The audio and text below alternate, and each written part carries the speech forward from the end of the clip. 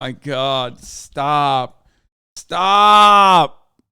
Oh my fucking... Okay, yesterday the Senate held a hearing about Ticketmaster's monopoly power, prompted in part by the platform's mishandling of a Taylor Swift concert.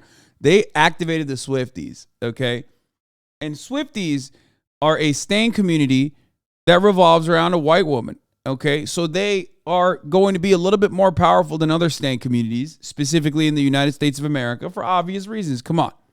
Not saying that like swifties are racist or anything. I'm just saying that in a white supremacist country, if you have stan culture and you have been able to activate a lot of white ladies, you now have one of the most powerful coalitions, one of the most active coalitions, one of the most powerful coalitions in the country. Okay? I am terrified of the Swifties. I do not want their wrath. I love them. I'm a big fan of Taylor Swift. I like everybody, okay? Just for the record. Anyway, so what did billionaire-owned Bloomberg and Washington Post write about? In their op-ed section, Taylor Swift can stop slagging Ticketmaster. The much maligned ticket seller isn't perfect, but an intervention from Congress won't help consumers or stars like Swift. Washington Post also posted the same Bloomberg article. Taylor Swift can stop slagging Ticketmaster. I fucking love this country. Oh my God. They are so transparent. The media's role is to simply protect capital, okay? It is not to attack capital, but it is rather to protect capital. They're like, oh, come on. This monopoly, it should exist. It's actually good, please. Good, actually. Here, More Perfect Union also obviously has a great 10-minute video on the process. We'll talk about the lawmakers, and then we'll get to the Actually, you know what? Let's start with this first. Springsteen fans were outraged to find that ticket prices for his current tour was high as $5,000. Springsteen's fans have never felt cheated until now. $5,000 a piece. $5,000. Would you really? This is Springsteen fans. That's why Fox News is covering this. Springsteen fans are, apolitical. They're older. Pay $5,000 to go see your favorite band? No. I can't do that. That's a bit much. We can thank a predatory new business practice for that. It was introduced by Ticketmaster, and they call it dynamic pricing. It's an experimental technique, and it's pissed off everyone, from fans to venues to performers themselves, including the boss. Bro, dynamic pricing is just another way to say price gouging. Okay? That's it. That's what this is. And the funniest part about this is that like people get mad at this stuff and they say price gouging, whatever. But like that's how capitalism works. This is just more capitalism built on top of the regular amount of capitalism. You're getting mad at more capitalism. Uber does this. Airlines do this all the fucking time. It's just the same thing. What do you mean? It's supply and demand. We're just doing supply and demand. So, how can Ticketmaster get away with it? Because they are the bullies of the music industry playground. Ticketmaster and Live Nation, which is the same company, but we'll get to that later, can basically do... Like, if you think this isn't happening in every facet of your existence, I don't know what to tell you. Why the fuck do you think egg prices are what they are currently? Why the fuck do you think the price of flour is up 50%? Okay? Where? Why is that happening? Why do you think that's happening? It's not just the avian flu, okay? It's not just the avian flu. I'm talking about every other thing that you consume, every other consumable thing that you eat that is not impacted by the avian flu. Is that not just inflation? How do you think inflation happens? We've been talking about this, and people that are infinitely smarter than me, like Robert Reich, has been talking about corporate consolidation and its impacts on making price gouging a permanent feature of the American economy, of the global economy, as a matter of fact, as a consequence of corporate consolidation for years. That's it. That's just, it's not, inflation just means consumer price index implies key goods that you need to consume to survive have gone up in price. That's what inflation is. That's just simply what that is. But the way people learn about inflation in the media makes it seem like it's magic. It's not. It's not magic, bro. You are wrong. Sorry. Biden is responsible for inflation. Bro, you are wrong. Sorry. Okay. Ultimately, people make it seem as though corporations have no other choice but to increase prices of key goods, right? Ultimately, corporations could choose not to do such a thing, okay? Maybe take a hit on their profit margins, but they don't do that. They keep increasing the prices.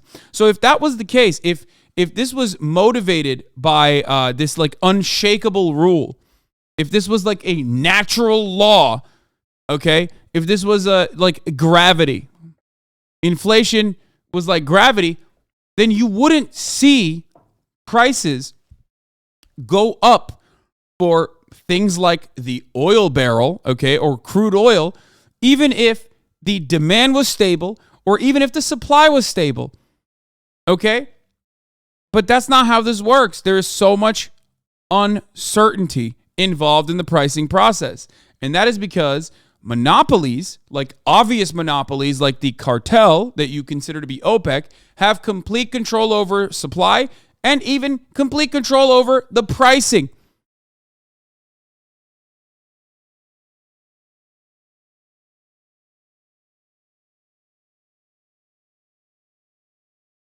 In other places, in other instances, in other avenues, areas where you do not think that there is this corporate consolidation or an actual cartel like OPEC just personally saying, we're going to control the price here, okay? You have still functionally oligopolies, which are identical to how OPEC operates. That's it. What do you think it means when there are 6 mega corporations that control pretty much the entirety of your entirety of food choices? When you go to the grocery store and there is like 1,000 different brands of fucking cookies and shit, those are still all coming from like 3 to 5 to 6 different corporations. That's it. Do you know how easy it is to manipulate prices amongst 6 corporations? An example I use regularly and routinely is airliners, okay? There used to be a lot more airline companies in the United States of America, but corporate consolidation and monopolization has created a process where there are, unfortunately, usually one fucking airline for certain markets, not more than one, just one. Okay.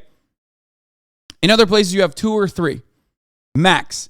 Now, when your 3 airlines get together, they can very easily apply the same practices. They don't have to get behind a closed door, a cigar smoke-filled room, and decide, all right, you see, we need to change the prices of the airplane tickets together. It's called price leadership. One airline does it, and then the other airline follows, and then the other airline follows through. Okay? When there's no competition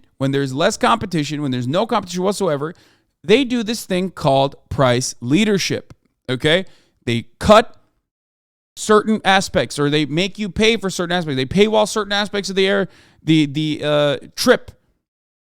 They add insurance. They add a whole bunch of hokum to try to take more money from your pockets for the same exact services they're providing. So when one company does it, every other company follows.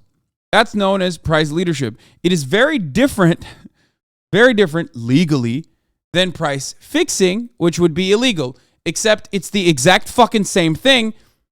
There's just no backdoor deal, okay? This happens in every facet of your existence. Everything that you touch, everything that you consume has some level of price leadership baked into the prices, and that's how inflation happens.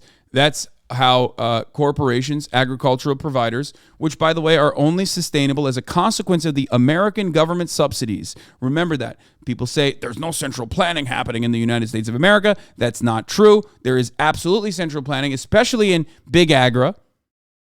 which is over-reliant on the United States government subsidies that are being paid for by your taxpayer dollars, okay? Those companies decide to control, manipulate the supply of food, okay? And they decide what the prices of food is going to be. That's it. It's not controlled by like invisible levers or some shit. It's not magic. It's not something that companies can't do or can't insure themselves against. It's just done deliberately because they can get away with it. In the absence of government regulation, companies will always try to squeeze more dollars out of you, the consumer. That's how it works. Luckily for the consumers, however, there is one thing. Like at the top of the hour when there's a 3-minute ad break, inflated number of ads, you can still get a $5 a month subscription and avoid those ad breaks at the top of the hour. Now, there's one other way. If you don't have $5, you probably have an Amazon Prime account that you can connect to your Twitch account and use on your favorite broadcaster. Hopefully that's me. You can use a Twitch Prime for free to avoid the inflated ad breaks at the top of the fucking hour. You can also get gifted a sub if you are lucky. HasanAbi, hey watcher, thank you for the 5 get the subs. MP Sharky, thank you for the 5 get the subs. Allowing 10 people to no longer see the ads at the top of the hour. Okay. Mark Maddock, thank you for the 10 gifted subs. Allowing another 10 to no longer see the 3-minute ad break. Here's the 3-minute ad break now.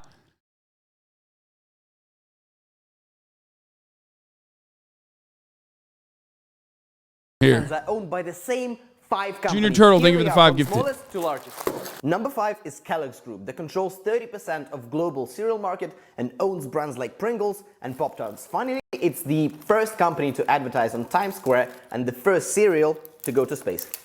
All of these iconic brands are actually owned by one company, Mondelez International, that was incorporated just in 2012. The third company owns all of these products and is actually one of the world's largest family-owned corporations. So the Mars family still owns 100% of Mars stock. PepsiCo Group is actually 3 times larger than the Coca-Cola Group, and it has all of these brands in its portfolio. Number 1 is the biggest food company, including Mountain Dew, baby, in the world with $100 billion in yearly revenue. It's called Nestle, and it comes from Switzerland, dates back to 1860s. It owns Nescafe, Kit Kat, whole bunch of sparkling water, Nesquik, and 2,000 other brands. All of these brands are owned by the same 5 companies. There you go. You think you have a choice. You think you have so many different variations, which you do, but they're still all owned by 5 fucking mega corporations. Whatever they want, because they have seized control over every aspect of the live music industry by creating a monopoly. This ticketing cartel has the power to destroy venues and artists who refuse to work with them. They even have their own resale platform, and they encourage and incentivize ticket resellers to gouge fans. All of these exploitative practices make Ticketmaster execs very, very rich. Live Nation CEO Michael Rapino made $70.6 million in 2017. That's one of the largest CEO pay packages ever. But here's the twist. This entire monopoly was helped along and enabled by our elected leaders. Food is the cheapest it's ever been, so I'll take that over socialist famines. Thank you. Food is only cheap as a consequence of publicly funded research that has made it incredibly easy, or much easier, given tools to everyone to be able to produce food in the agricultural business. You also failed to gloss over the fact that I already mentioned that in the United States of America and also worldwide, that food and agricultural production is still very much centrally planned. You're a fucking dummy. Your tax dollars are literally subsidizing the food industry, the agricultural industry. That is literally how food prices are the way they are, okay? Your tax dollars end up creating the food that comes to your table. You end up paying more because the companies decide to force you to pay more. Holy fuck, you are so stupid. Why are you so stupid? You are literally the peasant. You are the peasant. You have peasant brain. You do not understand what I'm saying. This is insanity. Okay, so subsidies are bad now. Is that what I said, you fucking idiot? I said if you're subsidizing it, and the government should be working at the government should be serving you, not the interests of corporations. Shut the fuck up! You're too stupid. Why? Why can't human beings, which I assume you still have a brain, why can't human beings with a brain turn around and be like, you know what? I misunderstood this entire process. You were right. I was wrong. I'll hold the L in dignity. Why can't you just do that? I'm very understanding when people apologize. You thought this was a good fucking return? You thought this was a good counter to just make some shit up? I'm also talking about food that your parents are trying to fucking pay for your dumbass to survive. That is what's mind-boggling to me. You are being impacted by this. You're paying for it and you're being fucked over, and you still come in here and you go, hup, shut the fuck up, idiot. If I want to pay more for my food, I will. It's your chicken nuggies, man.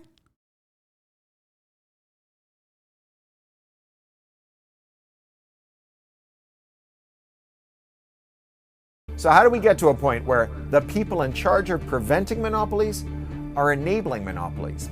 And more importantly, how can we take back power from Ticketmaster and their monopolistic brethren? Let's take a look. It's also the funniest because they're like, central planning communism has created famine, which is far worse than the artificially created famine that capitalism has created at a time when we have an abundance of food supply but refuse to handle the logistics of making sure that every single person is well fed. I much prefer the artificial man-made famine, brother. That's what I want. I want to make sure that human beings are dying, 14 million a goddamn year, as a matter of fact, are dying by our own demise, by our own hands. It's so much better than when communist nations have fucked up. It's better. Why? Because we're doing it for profit. We're doing it to teach those children in Yemen a lesson. Okay? I'm Cory Doctorow, and this is The Classroom from More Perfect Union. I'm going to have to give you a brief history lesson on antitrust law. That's the government's toolbox for fighting monopolies. I wrote a whole book about it. It's called Choke Point Capitalism, and I wrote it with my friend Rebecca Giblin. Now, the glory years of antitrust were right after FDR's New Deal.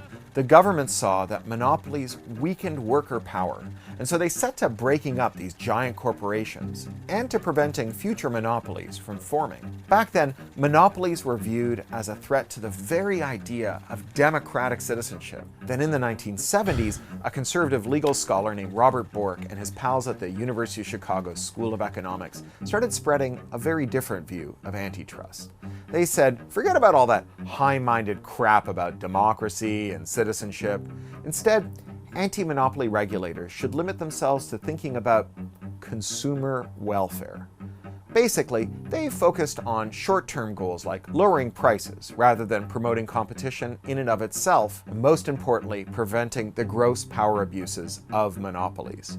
Antitrust enforcement fell by the wayside as a priority. The Democratic Party platform didn't even mention antitrust once between 1992 and 2016. This is what allowed for the growth of monopolies in every industry: meatpacking, tech, banking, finance, eyeglasses, cheerleading, beer, and in 2010, the music industry. For 15 years prior to their merger, Ticketmaster was the dominant provider of ticketing services in America, controlling 80% of the market. Live Nation was the largest concert promoter in America. They controlled America's biggest concert venues and the artists themselves. They managed 200 major artists from Miley to Willie. And Live Nation was Ticketmaster's #1 customer. Live Nation used Ticketmaster to sell tickets for venues and artists that Live Nation managed. But in 2007, Live Nation thought, hey, maybe we should build our own ticketing platform. Ticketmaster did not like that, and so just 2 years later, Live Nation and Ticketmaster announced a merger. Which sounds like a clear antitrust problem. Isn't someone supposed to be on top of that? No, because in the United States of America, antitrust only kicks in, which it rarely ever does, really, if it becomes a problem for the consumers, consumer pricing, as they mentioned already. We have a very unique approach to monopolization of key sectors in this goddamn country. It's not about like what percentage of the commerce is being led by what number of companies, but instead about how it impacts customers. That's why Amazon can maintain its monopoly on e-commerce. At the time, the Obama DOJ's top antitrust cop was Christine Varney, who Of course, the reason why I say it doesn't even kick in with consumer pricing protections is because that's why we're here. This is the problem. It's not.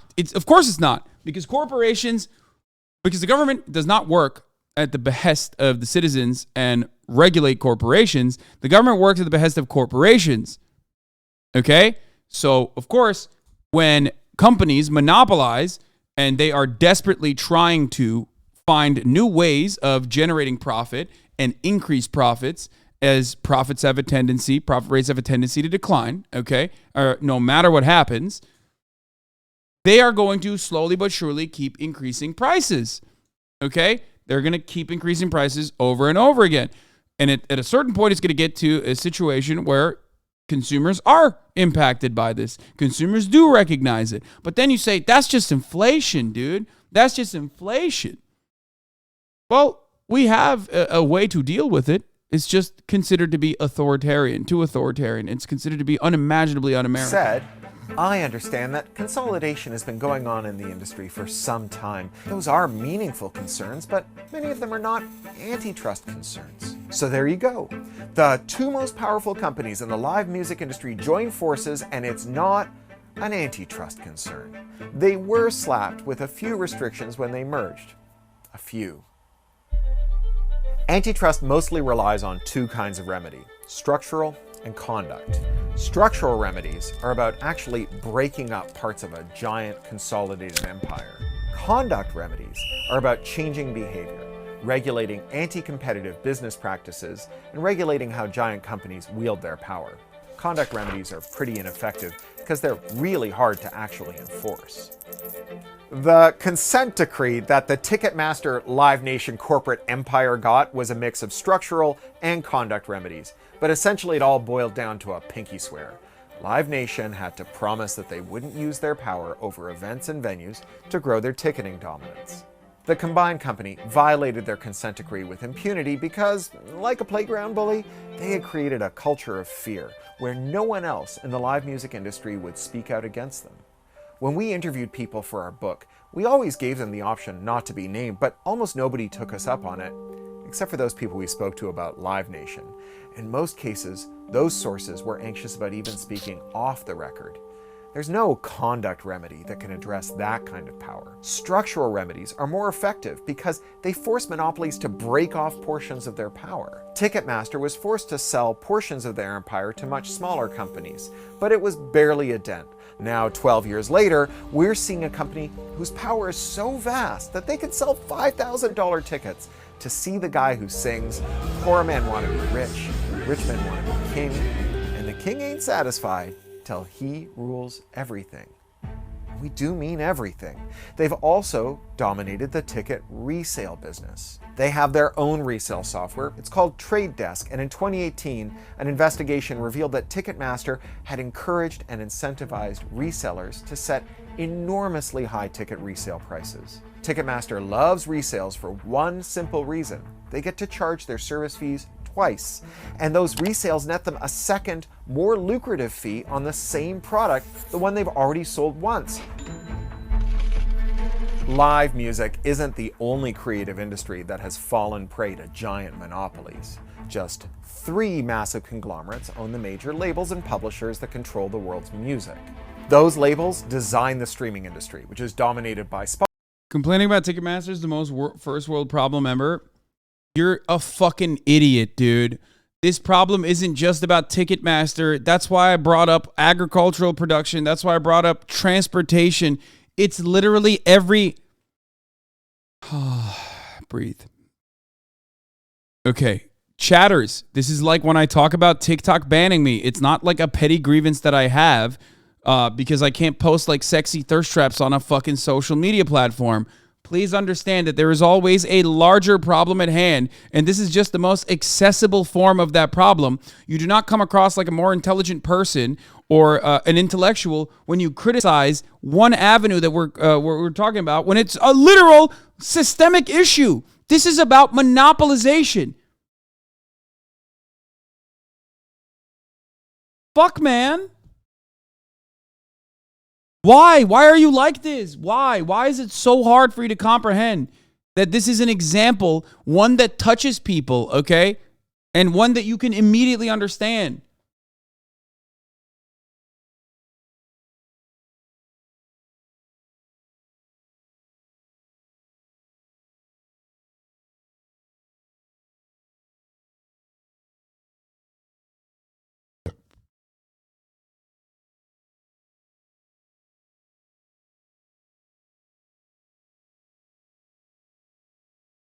Spotify, which itself was partially owned by those. Having three companies controlling the commerce is not a monopoly. Why are they considered monopolies?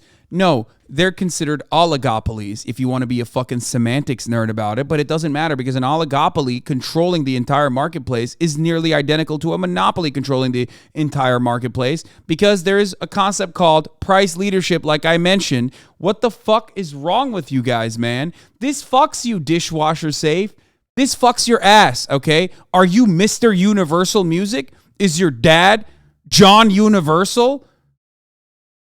You are not benefiting from this. You are getting fucked by this. You're getting ass fucked and you're going, please, my lord, I like it. I read an econ textbook.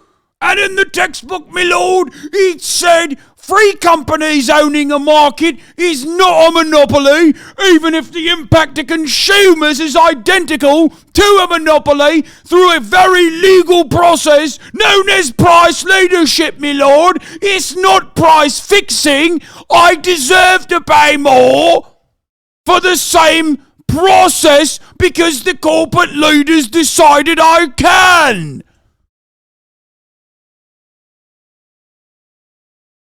I very much like it, liberal. Have you considered I like getting ass fucked every day without my consent?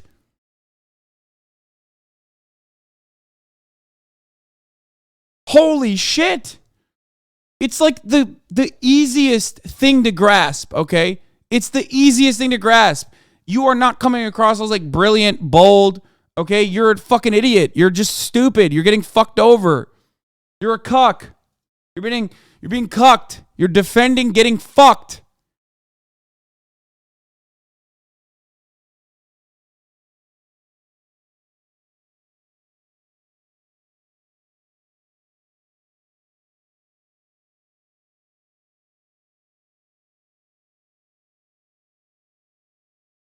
Those three same labels. Now that Disney owns 21st Century Fox, just one company controls 35% of the US box office. The publishing industry is controlled by 5 big companies. That number was 6 when we started writing our book, and if they get their way, it'll soon be 4. That's just wildly quick consolidation. Yes, it's always been hard to be an artist, but the difference today is that corporations are extracting the maximum capital from artists' labor, and they're not sharing it anymore. We creative workers, we know that our music, movies, and other culture markets are in trouble. In the past, we were told to rely on copyright if we were going to hold on to our rights and our values. But copyright does nothing to solve a problem like Ticketmaster. Giving us more copyright in these monopolized markets is like giving more lunch money to your kid who's getting his lunch money taken off of him by bullies every day. No matter how much money you give him, the bullies are going to take that money every day too. And the problem isn't just that artists are getting ripped off, and it's not just that fans and small business owners are getting ripped off. It's that monopoly threatens the overall health of our democracy itself. Now, I've got good news. The Biden administration took a strong stance against monopoly power. Yeah, right. I forgot. I probably should have mentioned the one aspect that is like the one thing that like everyone on Twitch personally understands. ISPs.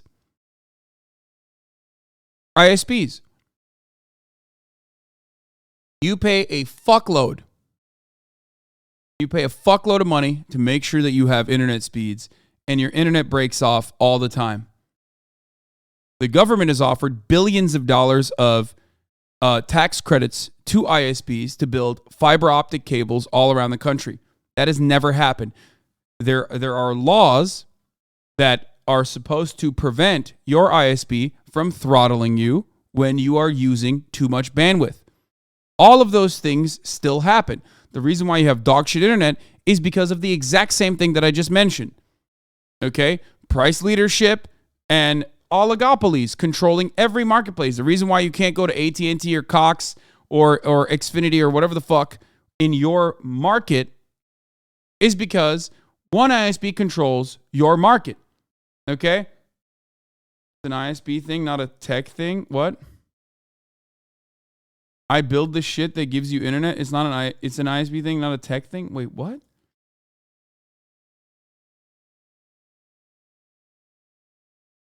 What is happening right now?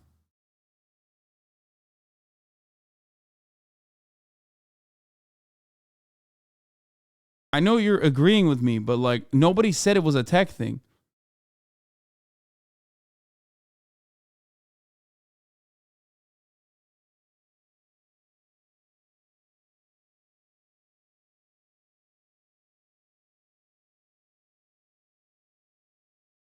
Anyway.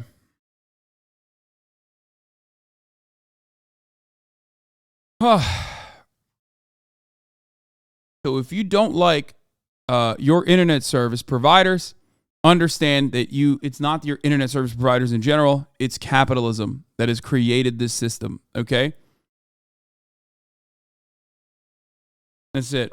Remember when we were talking about the prevalence of Bork and that theory of antitrust that said we shouldn't do anything unless prices are going up? This administration came out against that sort of thinking, and they handed down an executive order that charged the DOJ to police monopolies and protect consumer autonomy and privacy.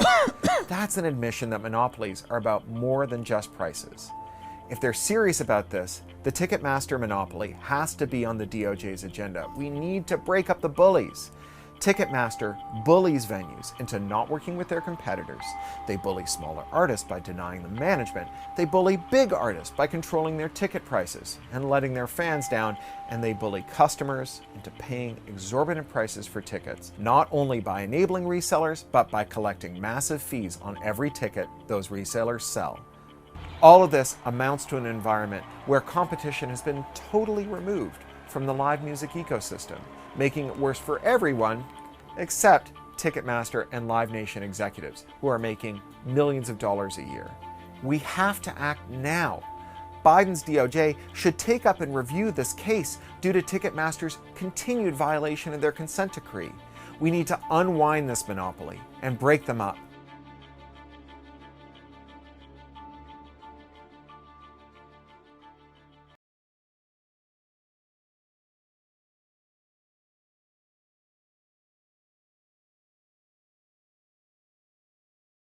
So here's where we're at with lawmakers and their take on Ticketmaster over Taylor Swift's pre-sale debacle. A pre-sale rollout last year for the pop star's upcoming tour. The way your company handled the ticket sales for Ms. Swift was... Even if you broke up Ticketmaster, one of those companies would inevitably become a monopoly and the cycle will start over? No, as long as the government literally stops companies from doing that like they were intended to do with antitrust laws, no, it would not happen. Yes, every industry, no matter what it is always going to have one leader that wants to monopolize because they want to improve their profit margins. Okay? I get that. That's precisely why you need to regulate it. That's precisely why you need to have a say. A debacle. The president of Live Nation Entertainment, which operates Ticketmaster, told the Senate Judiciary Committee the concert promoter anticipated high demand, but computerized bots attacked their system. The attack requires to slow down and even pause our sales. This is what led to a terrible consumer experience, which we deeply regret. As a ode to Taylor Swift, I will say we know all too well. Senator Amy Klobuchar led Wednesday's hearing and said the issue goes beyond the ticket fiasco. Unfortunately, with Ticketmaster, because they're a monopoly, for most concerts, there is just one choice. Do you think these companies, Ticketmaster and Live Nation, need to be broken? This is literally every aspect of your life. Oligopolies, okay, exist in nearly every facet of your existence. Everything that you consume, everything that you touch is being created by like 3 to 4 companies max. That's it.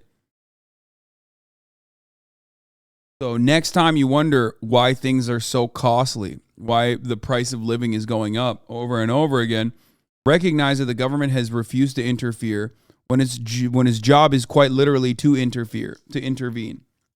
That is definitely something that should be on the table. Other senators suggested capping ticket prices or providing consumers with greater transparency on extra fees. Come on, guys. Jen Landry traveled all the way from Houston to protest outside of the hearing after waiting 10 hours. Look at this bullshit.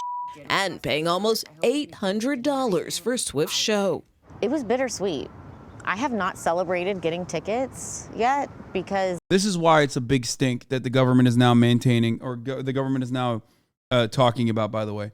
This is the average Taylor Swift fan. Very powerful voter, okay? Important constituency, white women. You understand? That's huge. White women vote for both the Republican Party. White women vote for the Democratic Party. Okay? They're very, very important.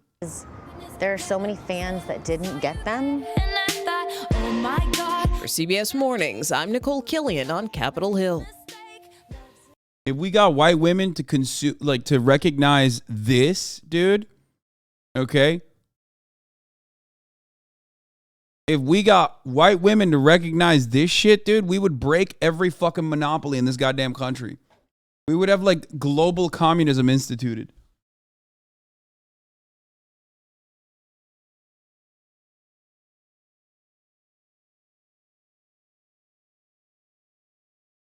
Why doesn't antitrust kick in once the prices start to go up? Because monopolies are raising prices. Sorry, I'm kind of stupid. Because the entire purpose of like consumer pricing related antitrust laws were already a trick to get the all too powerful corporations to continue monopolizing key sectors at will. There was no real like government intervention that was coming anyway. They don't care. They have too much power. Yeah, but that's like 10 companies there. We should be all right. Yeah, hell yeah, brother. You're right, brother. You got Nestle, PepsiCo, General Mills, Kellogg's, Associated British Foods, Mondelez International, formerly known as Kraft Foods, Mars, Danone, Unilever, Coca-Cola, and Nestle. That's too many. How dare you? How dare you claim that these motherfuckers are ever controlling what the fuck you controlling the prices of what the fuck you eat?